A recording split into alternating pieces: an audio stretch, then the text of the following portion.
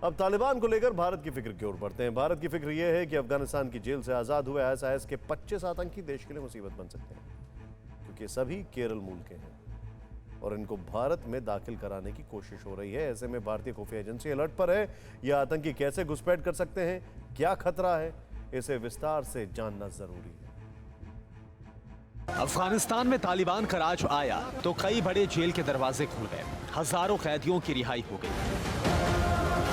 इस रिहाई में सैकड़ों ऐसे कैदी छूट गए जो खूंखार आईएसआईएस के आतंकी हैं और अब आजाद होकर खुलेआम घूम रहे हैं। इनमें ही 25 भारतीय नागरिक भी हैं जो आईएसआईएस में शामिल थे। अब अफगानिस्तान पाकिस्तान बॉर्डर पर नांगरहार में है, लेकिन भारत के लिए बड़ी मुसीबत बन गए। भारत की सुरक्षा एजेंसियों को लगातार ये इनपुट मिल रहा है कि हाल ही में अफगानिस्तान की जेलों से रिहा किए गए कैदियों में आईएसआईएस के भी कई आतंकवादी शामिल हैं। इनपुट के मुताबिक इनमें से 25 उन भारतीयों के भी होने की संभावना बहुत मजबूत है जिन्होंने हाल के सालों में आईएसआईएस को ज्वाइन किया। ये सभी भारतीय अफगानिस्तान की जेलों में बंद थे, लेकिन हाल ही में जेल से निकल गए हैं। आईएसआईएस इन सभी लोगों का इस्तेमाल भारत में आतंकवाद को फैलाने के लिए कर सकता है। इन लोगों को आईएसआईएस ने पाकिस्तान अफगानिस्तान बॉर्डर पर ही कॉम्बैट ट्रेनिंग भी दी है।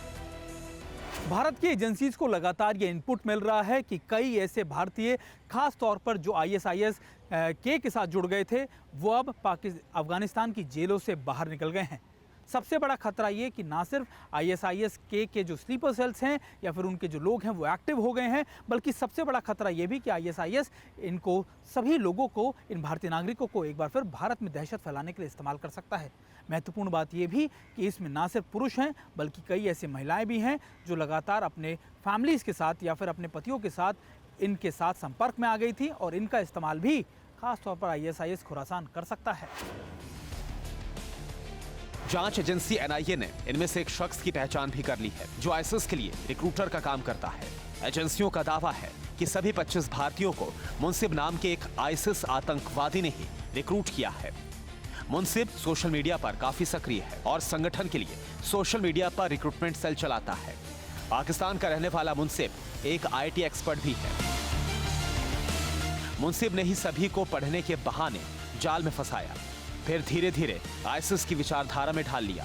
एजेंसियों को आशंका है कि आईएसआईएस इन लोगों को दूसरे देशों से भारत में दाखिल कराने की खूनी साजिश रच रहा है। पिछले हफ्ते ही आतंकी संगठन इस्लामिक स्टेट खुरासान से जुड़े केरल के रहने वाले 14 लोगों का भी पता चला जो काबुल में हमले की योजना बनाने में शामिल थे।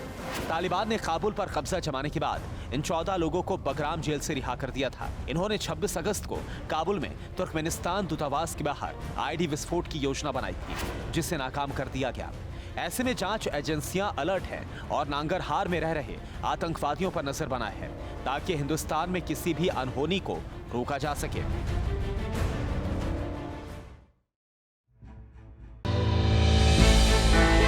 हमने की गलती फिर एक बार, कोरोना ने किया दोबारा प्रहार। मास्क, 2 गज दूरी, करें अपनी सुरक्षा पूरी। कोरोना टीका हम सबको लगाना है, मिलकर साथ समझदारी से कोरोना को हराना है।